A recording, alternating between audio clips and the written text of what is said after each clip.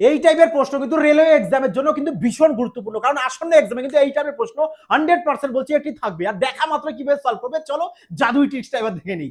দেখো যখনই দেখবে আয় ব্যয়ের প্রশ্ন আছে, তোমরা কি করবে যে ইনকাম সমান সমান এক্সপেন্ডিচার প্লাস সেভিং এভাবে করবে।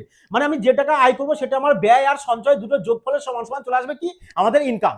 তাহলে এখানে বলেছে 74% খরচ করে, তাহলে ইনকাম যদি 100 হয় তাহলে ব্যয় করছে 74। তাহলে বলো 100 থেকে যদি 74 বাদ দিয়ে তাহলে সঞ্চয় পেয়ে যাবে কত, 26।